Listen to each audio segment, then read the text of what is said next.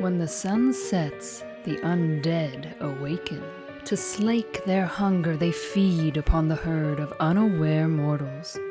Right beneath our noses, the kindred clash against their rivals as they vie for control of the city of San Francisco.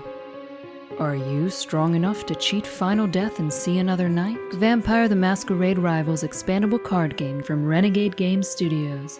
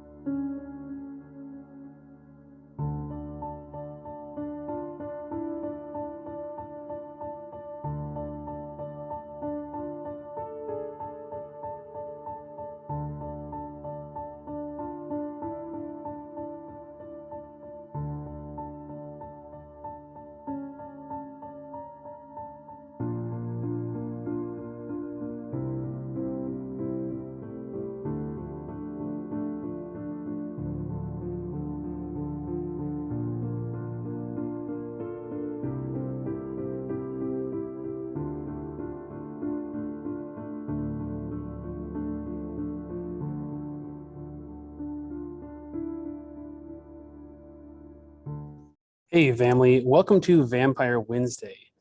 Tonight, we're going to be airing a pre-recorded interview with our Prince of Burbank, Robert Jordan, aka Leverix Jones. But I wanted to pop in before that and just give you a quick update on news and updates on what's going on with Rivals Organized Play. Congratulations first off to Ali Cavassini, who is our Prince of Fort Collins and won last weekend's Prince of the City tournament there. The other Prince of the City scheduled for last weekend was delayed due to a COVID outbreak. So the Atomic Empire in Durham, North Carolina, that'll be happening June 11th now. So if you are planning to go to that, if you couldn't make the last weekend's event, good news, you have another opportunity. This weekend, we're taking things overseas to Vienna, Austria, as well as the Dragon's Lair in San Antonio, Texas. So a lot of opportunities coming up. Followed by the next weekend, Meeple Madness in Brazelton, Georgia. It's just outside of Atlanta. And Falklandia Gaming in Milwaukee. I believe this is a really nice brewery that's going to be hosting this card game tournament. So if you're in the area, check it out. Have a good time, play some Rivals, and have a couple of their brews. Other than that, we've got Gen Con registration open, so don't delay. Get your badge and get your registration in for the Continental Conclave. We previewed the cards we're going to be using for the city deck in that special event. We've started previewing the Heart of Europe cards last week, which will be legal at Gen Con. So a lot of reasons to show up at Gen Con, get some great prizes, play with the new cards, play with the new city deck, and kind of enjoy a brand new meta. So a lot of stuff is coming. We've got more Prince of the City news and updates coming next week. We're going to have more winner interviews, more strategy and deck discussion as we ramp up and head towards kind of our ultimate showdown at Gen Con. And then, of course, news for those of you who are waiting for word on the European Continental Conclave. So please enjoy this interview here with Jordan and keep an eye out for any of these Prince of the City events near you. And really cannot advise you strongly enough. Head over to one, get some great prizes, have a great time, and just test your mettle against the other members of the family. So enjoy this interview with Jordan, and I will see you guys next week with more Heart of Europe previews. Well, welcome, Jordan. Congratulations on your win at Burbank. How you doing? Good. Yeah, man. Thank you. Thank you very much. It was an exciting day. I can tell you that. Enjoying your reign so far? It took a while for it to set in. I don't know if it even fully has. I was saying to a few of my friends, I was like, I don't know exactly what this means. I never really thought about what comes next, but I guess I'll hear from you guys, what I need to do. Yeah. And hopefully if you can come to Gen Con, you'll get some recognizance and opportunities there. But yeah, I already got the Gen Con tickets, got the fantastic lights, yeah, everything's got the passes. Going to be there for sure. Awesome. Well, let's talk a little bit. Tell me a little bit about yourself, like, your gaming history. How'd you get into Rivals? Did you come from other card games? Did you come from another form of gaming? I'm always curious, kind of the backstory on people. Gaming, I mean, card games is a fresher thing to me. Like I remember Magic the Gathering and Pokemon when I was in grade school. Never really touched them though. But in maybe 2015, I believe it was, my buddy was explaining to me this concept of a card game where the meta exists and Sure. well, all over the world are building decks, and when you come to compete, the meta changes. And I was like, so it's this intangible thing you can't touch that you influence, and you try to make something to beat the thing that's made to beat the thing to beat the thing, and just like that concept blew my mind. And he introduced me to Conquest, the Okay. Warhammer card game. Warhammer 40K Conquest, yeah. Yes, and I love that game. Like the spatial aspect of it, along with the card part of it, just like sold me, and I was with it. And then it was like sort of the rug was ripped out from under it. that was painful. Being new, like I'd never done anything like this before, and within like a year and a half, they were like, and it no longer exists. Yeah. So yeah, that hurt. Quickly, a bunch of my friends said, wait. L5R is coming. Legend of Five Rings is coming. So I waited, played that. Went to a Worlds, played some regionals, was heavy in the Unicorn, loved it a lot. And then COVID happened around like 2019. I got busy with a few things, and the game died basically. Yeah. And it was funny. I was playing. I was trying to decide what to play next, and like. Sure. Keyforge. There was that moment there where there really weren't any more competitive LCG or expandable card games. So that lull was just there, and I'd heard about like an algorithm being broken with Keyforge or something like that. And I went to Geeky Tees, our local store, the Burbank store, and walked into that one. Met this guy Eric. He runs the store. And I was telling him about my history, the Conquest, LFR, and everything. Have you heard of Rivals? Mind, this is November. It was like November. He's like, have you heard of Rivals? I was like, no. I was like, is there an OP? He's like, they're just starting organized play. There's gonna be prizes, mats, everything. Not like weekly, but like monthly tournaments. I was like, that's no, awesome. Really? I was like, wait, it's back. Like this hole that I can fill where I can just like tinker, just like build up over and over again. And yeah, that was Rivals. I saw the first box. I think Wolf and Rat was out, but Blood and Alchemy was not yet. Probably the other way around, because Blood and Alchemy was the first one. Or Blood and Alchemy was out. Yeah. Wolf and Rat was not. Yes. So you really are you are a more recent sort of convert to the whole thing. That's only been what, 7 months maybe or so.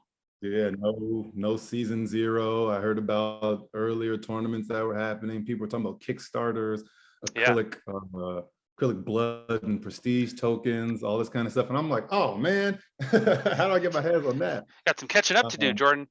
I do. All stuff. I was like, I got smoke. All right, got my hands on smoke. What's next?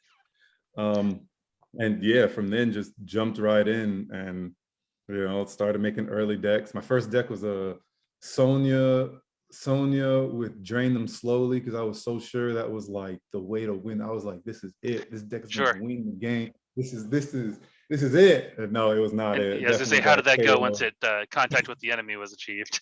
Yeah, no, 0 points, knocked out, I think the first round of the tournament, and then came back, got 1 point in the second round. Yeah, that deck was not it.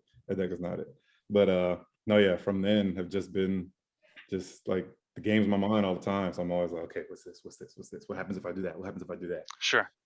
See, you mentioned the meta, which I think it's a concept that took me a little while to wrap my head around when I got into gaming like this too, whether it was miniatures games or card games, but like that idea that there's this nebulous thing that you really can't define in most cases.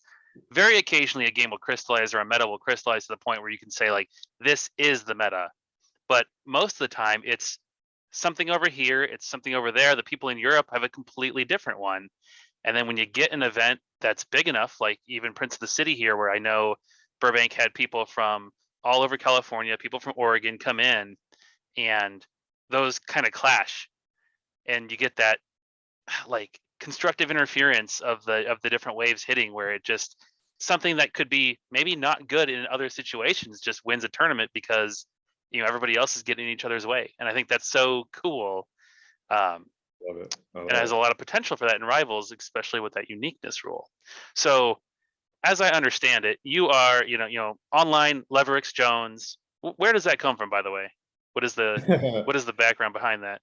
uh, Levy Rex Jones is like a combination of things. For some reason, I've always loved like naming things all the way back since like 7th grade. Me and my buddies, we always had like a little name, and I'd give everybody nicknames, stuff like that.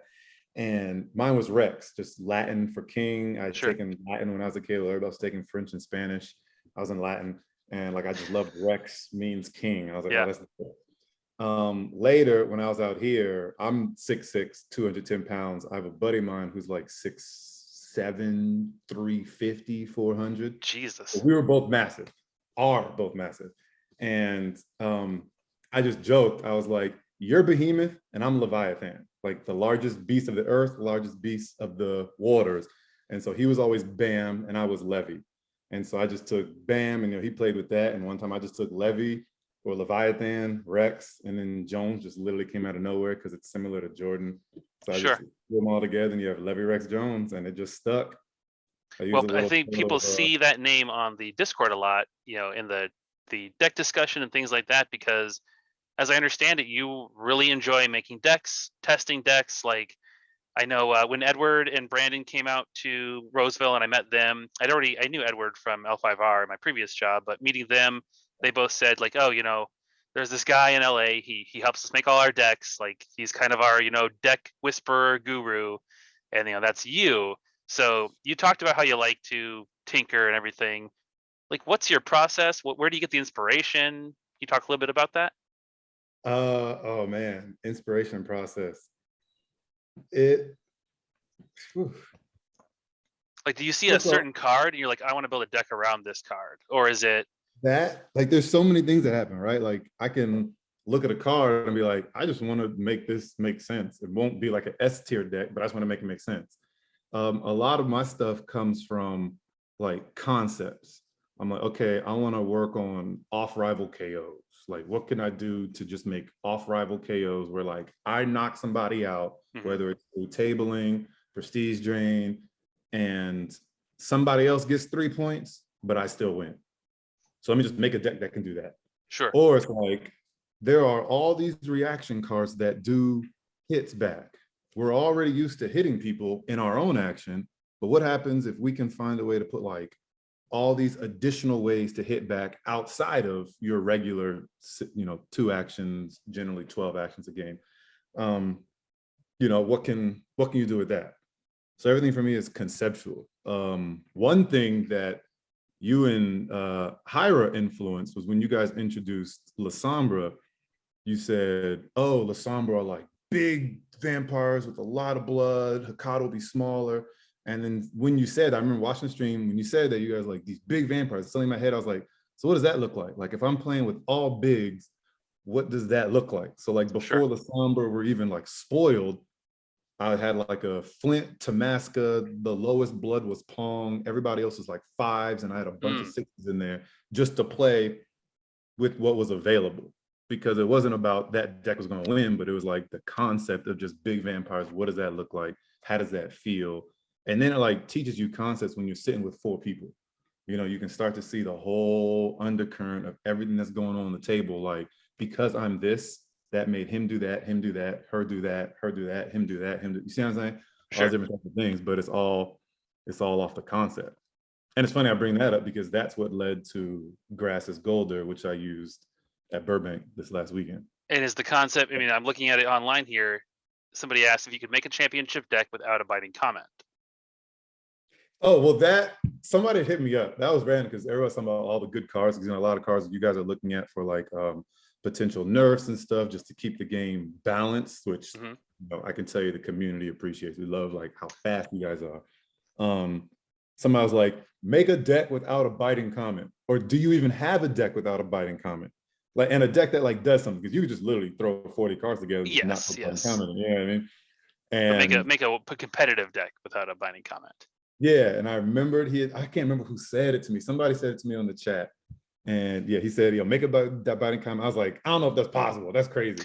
And now I look back and like I retroactively look back and I'm like, oh, I only have one red in here, and it's intimidation. It's not even biting comment. And I was like, oh, I did it. There you go. Well, what's interesting, I've got 43 decks, 43 top 4 decks in my little database here. 30 of them use a biting comment. And out of the winning decks, out of the 12 winning decks I have in here, which is all the winning decks, 9 of them use it. The only 3 that don't are two quite small events, and then yours. So that is a outlier, a deck that is competitive in a large event without a biting comment. So I think that's interesting and is pretty neat, and maybe will inspire people to think, okay, yeah, let me get more outside of that meta, try something different and include some of those things that that people don't necessarily expect. Let's talk a little bit about your deck. So Turf War, which is defeat a non-rival character, gain 1. So that's, you're talking about off-rival eliminations, and then the Tenderloin. So that is the one that lets you spend agenda from different sources you control and get your vampires into play cheaper, right? Mm-hmm.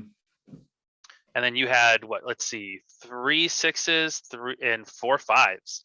So as big as you can go, Gia, Hydra, Marcus, and then Beretta, Cossack, Adrian, and Raven Smith. So you talked a little bit about the basic concept. How does this play? Like, what's the your goal? Your goal in that first turn. Your goal as it comes back around to you again. The path for this one is essentially the combination of the 2 types of decks you guys have in your game. You have break decks, which KO people, draining, tabling. And you have race decks, which just try to get to 13 as fast as possible. And it's very rarely that they are together. There are like, different ways to like get a sort of hybrid thing, but a race deck, its tempo is set at essentially 4 agenda a turn. Sure. If it can regularly get 4 agenda, aka 2 agenda per action, then you got a Ferrari. It's taken off. So that same tempo is set in fight decks, and how many vampires can it kill, or how much blood can it take off of your rival's board. You're not necessarily killing vampires, but are you taking the blood off consistently until you get the win? So there was a moment, maybe early March, where suddenly in my head, I was just like, oh, wait, I figured out how to get 4 agenda a turn with a fight deck. And I realized with Gia's text and Turf War, if Gia has the gold on her coterie, you can't not have gold on your coterie, else it doesn't work. But if you have gold on your coterie, you can use almost any 2-cost or 2-hitter vampire and laser a Jesus, laser a Humberto, a 3-coster, laser any 3-coster on the table, and you just got 2 agenda. Okay. So if you knock out any 2-coster, any 3-coster, or a 5-coster if you really want some money, but if you knock out any 2-coster, 3-coster, doesn't matter who it is, as long as the gold is on the table and G is not bowed after the first attack, you get 4 a turn, and you're a fight deck. I was like, oh my God, I figured out how to get 4 a turn with a fight deck against G with Turf War. But so kind of the golden fleece of the, Hire and I say in some of the streams, like, you need to have multiple avenues to close that game out, whether it's, oh, I'm going to try to get the agenda, but I can't get the vagrants I need or something. This is really, you're working towards both your purposes at the same time, it sounds like. At the same time. And Turf War, it's in the name, right? Turf War, the whole idea is you got 4 people at the table, you're controlling the turf. If anybody's doing too much, doing too good, you look at them and get gold for looking at them. Oh, I'm looking at you, let's take him out, I got some gold. I'm looking at you, going too fast, take him out, I got some gold. And you're slowing them down at the same time. So that while seems going for a turn. I was like, come on, that's crazy. So to do that, you've got 31 combat cards in that deck, and just 9 other cards filling up the rest of it, which is That's a lot of combat, but again, it seems like with this combination, you're working to both purposes when you make those attacks. Yeah, like you can't not draw an attack card, which I've felt happen before with like more fighty decks that I've built, and I'm like, how did this happen? I have 8 different attack cards in here, and it is not hitting. So like 8 or 9, like you gotta stack them up. And the thing is, like, getting gold on the vampires to fuel Gia is what's difficult now. I wasn't even going to play this deck because I had the concept, but I hadn't like built the deck. Because like there's not enough gold to put on vampires. There's not enough ways to put it on yet outside of Winnie and Marcus and Raven. And Marked Man is just too slow to do it. And then you can't play Prize Fighter because you have to play Turf War. So you're left with those 4 cards. So I wasn't gonna play it. Then my buddy Brandon, First Prince, he was like, play what you know. You play fight decks.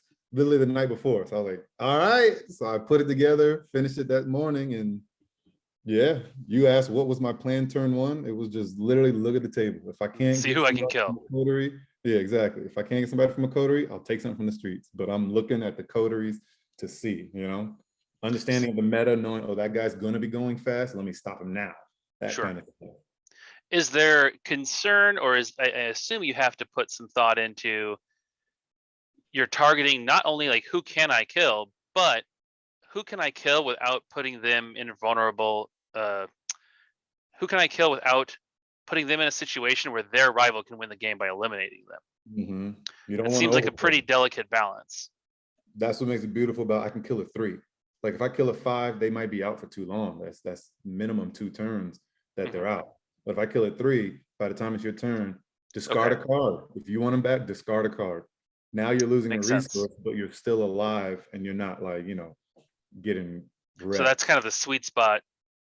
Killing someone who's cheaper doesn't put them in as dire of a situation. They're easier to kill. Now, if you kill a 5, you're getting 3 for every action. You're getting because of Turf War. Oh yeah. 5+, and you're getting Gia. So you can spike and burst additional agenda if it's late in the game, and that there's 2 wounded leaders out there. Boom, I'm gonna go ahead and throw those attacks out and just score. Yep. Jeez, that's a lot of agenda. Late in the game, you suddenly get 6 in 1 turn. It's like, oh crap. So if you don't mind, sweet spot, but it's possible. If you don't mind, now that you've got your title, when you're going to this event, what strategies or decks were you worried about running into? Is there any sort of answer to this that someone could have brought that you were just kind of dreading, or is it kind of able to do its own thing without really worrying about what the other players are doing? I was more worried about it not doing what I envisioned. But by the end, I had to realize, oh, I should just trust what I envisioned. I don't know. I mean, vampire uniqueness. That's the closest thing that could be a problem. Because the whole point of the Tenderloin is to, Tenderloin is what? Herald on a stick. You don't need to make everybody 2-3 gold less. Just make them 1 less, and you're set. You're not hurting. But that's all to say, prestige can be lost if you're playing all these 6s and 5s. So if you're running, that was going to be my one thing I was thinking about is if your rival is going prestige drain, you've got to be pretty careful. I think you have to read that in the first turn. Sure. You have to read that T1. Okay, he's probably I only get 2 vampires. I don't get 3 this game. And since he's coming at me, I can go backwards. Bye-bye. Don't prestige drain me because you lost. You know what I mean? You got to look like, okay, is it Dominate on the table? I'll do it that way. Is it Toreador on the table? I'll do it that way. Like, how do I stop whatever his plan is for the prestige drain? I think that's a thing that we've seen. You got to read that real early, or else you're looking down the barrel of a drain gun. Like, okay. And at that point, it's like too late. You've already spent that money. It's not coming back. Yes. I think we've seen now the importance of reading the table early with some of these events. Looking around, figuring out your best guess at as to what everybody's doing. Before, agendas have flipped often, Mhm. and ideally right away based on their leader, based on their haven, and just an educated guess about, like we said, the meta. That can be very, very helpful and very important to win these games. You should know their agenda before it flips. You should know the attack card before it flips. Absolutely. So now Shadows and Shrouds is out. Obviously, you made use of La Sombra, so you got some of the cards in there. We haven't spoiled anything from Heart of Europe other than just the city deck, but maybe can you throw out some things that you are hoping to see in Heart of Europe, or maybe some things about the city deck that interested you? Have you seen like the preview that we did for that? I love the city deck. I love Prague. I Okay. love Prague. I love Prague so much more than San Fran. I don't know if I'm allowed to say that or not, but Prague, it's like the art is cool. Is it officially going to be green backgrounds? You mean like on the card template? Yeah, like the card backing, because on the other side, like you flip the card, San Fran is blue. Oh, I don't remember the color. It does have like a kind of it's some iconic towery building thing from Prague on the back. Yeah. Yeah. I've seen green, and if that's what it actually is going to be, it looks very cool. But yeah, I love the Prague City deck. The events you guys have in there are crazy. The disciplines that you reward with the retainers are really dope. The new SAD is great. The Prince, I feel like, is a pure upgrade. You know, like SAD are already a timer, and then Prince is a timer as well. And Sam, Sure. it's like, oh, this is It just, can get very tight, especially in a yeah. two-player game where somebody gets it and you can't get in there and take it away from them. I don't even play 1v1. But Prague, yeah, Prague, I like a whole lot. I like that a lot. I was telling Matt Hyra on Saturday, I was like, yeah, I just want to, I didn't think this was ready because there's not enough ways to get gold on characters. So I'm like, you guys are gonna upgrade aspects of every part of the game with Heart of Europe. So I know there's gonna be at least one card that puts gold. And he winked at me, was like, hey, maybe yes, maybe no. I'm like, that's all I need to hear. So definitely ways to get gold on characters. And I've had like this, like I've seen the stuff you guys are dropping for eyeballs, all different aspect stuff, mental block and Spear's touch and stuff. And I'm like, I feel like there's something there. I feel like there's something there. Like another deck concept or something? Something. I need to see what Heart of Europe does, but I feel like Heart of Europe, might open up a little window to something there. Well, by the time like this airs, but a concept. This is going to air, I think, not tomorrow, but a week after, because I'm going to be out of town. So by the time this airs, people will have seen some of Heart of Europe because we're going to preview that tomorrow. So, maybe you'll find things to your liking in there. Will we see our first 3 statted vampire? I don't know. I actually have all the cards open in Photoshop currently to prepare them for the stream, so I get to dig in for the first time thoroughly and take a look at what's coming, which is exciting for me. We talked a little bit earlier about Gen Con. You're going. You, I'm assuming, have seen the special events that we're using in the Prague City deck at Gen Con, right? Yes, featuring each leader of all 10 first clans. I was like, oh, that's cool. I like that. That was. I don't usually get to do the thing where I write the art description and then like see the art come to fruition. But for that, I got to do that. Help Hyra come up with the abilities, and then I decided, okay, it's this conclave. Everybody's getting together. I want to put all the leaders in there, and I'm so happy with how it came out. How fortunate that it's 10 events and you had exactly 10 leaders to go with it. I was like, wait, that's too. Whoever thought of that? That's too good. It just worked out perfectly. And I'm like, oh yeah, like why would we not do this? Right. Well, thank you for that. Yeah, are you excited to, you're talking a lot about the meta and the tinkering and stuff. I am excited to see what those 10 cards do to the meta that will have developed, shortly before with the Prague City deck. Is that an exciting design space for someone like you who's looking at decks and things? Are you going to be trying to eke out every bit of additional efficiency you can get with those different events for your decks and stuff? Yes, when it's about the city deck, I mean, a million people have heard it. When it's about the city deck in relation to larger events like Saturday and especially like Gen Con, bigger events are all about consistency and endurance, right? Like if you have a deck that does one crazy thing once, but you need all this combined to do it, that might do something cool at a store level, 3 rounds, 8 people.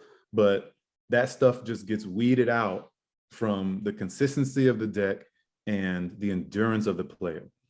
That's why I love the city deck, because like no matter what, you don't know what's coming, you don't know what's happening. And then when I saw the events you guys had in there, I was like, I feel like they found with these specific Gen Con events the perfect blend of like not crazy bursty events, but not as if the events don't exist at all. Sure. I mean, because like Prague, the OG Prague deck has some crazy burst events where like this is so just fear out of nowhere and Well, and I mean, San Francisco to me, like the meeting in Alcatraz or the Lost in the BART tunnels. Yeah, it just you're like, oh my God, that can blow up your plan if you're not careful. Yeah. So when I saw these, I was like, one of my first thoughts was like, oh, these are really going to be good for like display of player skill. Okay. Right, because they feel way more what's the word, steady.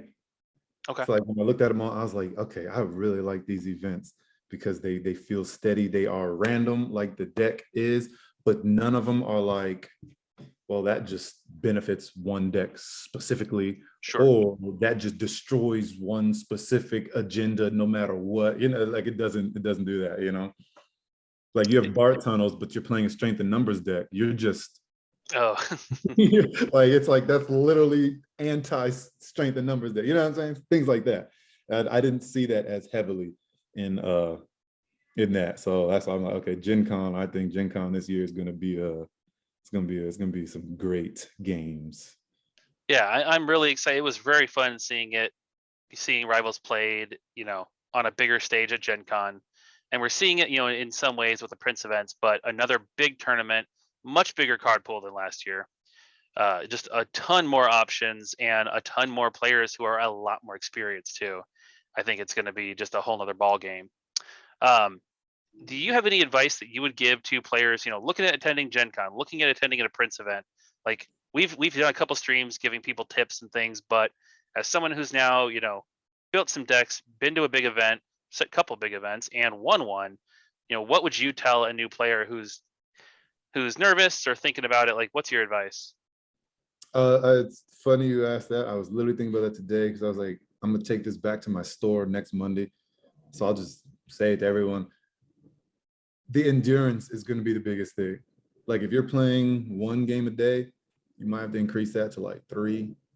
Because when you show up at Gen Con, how many rounds do we know exactly how many rounds it's gonna be at?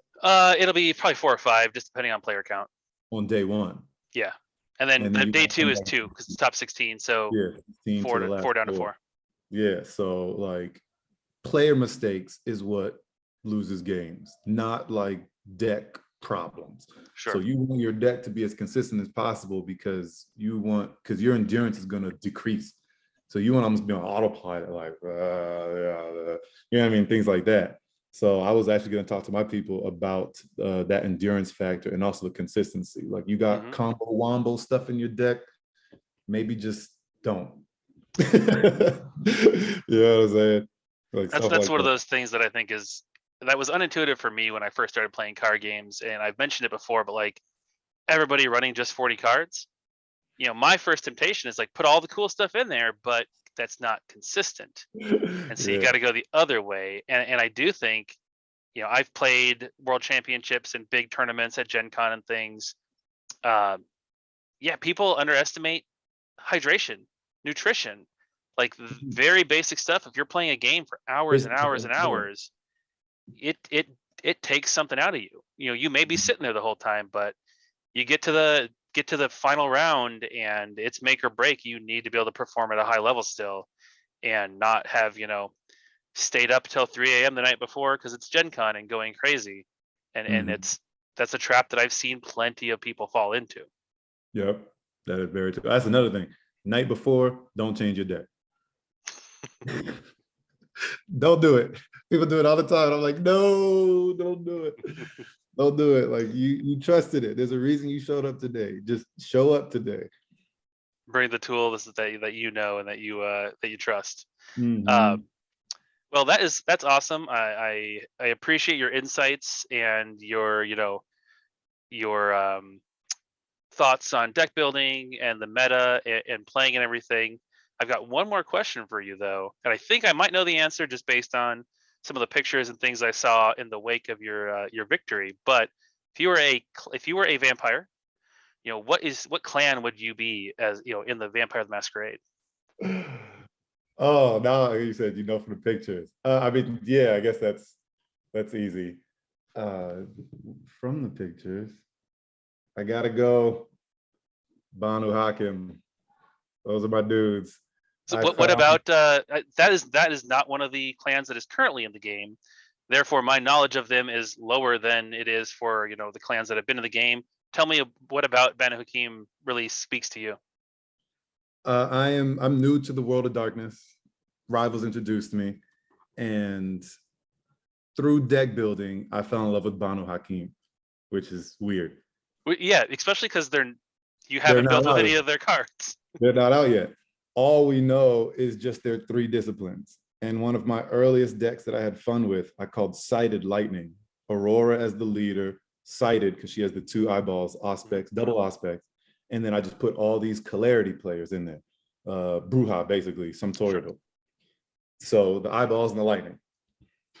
Then, as I said, one of my very first decks was that Sonya, which we don't talk about Sonya.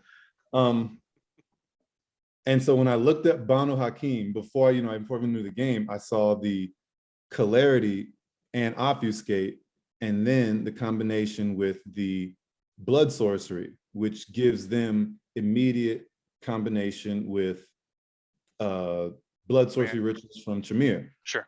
And so immediately I was like, wait a second, we have offensive Obfuscate, we have offensive Celerity, we have defensive Obfuscate, and we have a potential to align with a clan that is currently unalignable. And this is the only clan that can align with them. Nobody else is Blood Sorcery but those 2.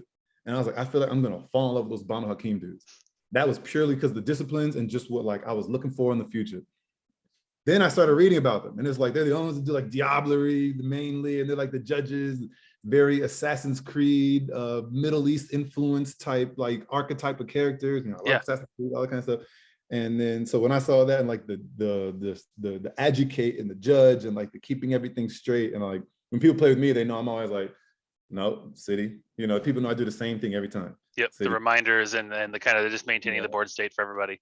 Yeah, people like mimic how I play, everything like that, because I set into a pattern. And like when I see somebody else step out the pattern, I make sure the game state is not messed up at the table, because I'm like, okay, so and so bows.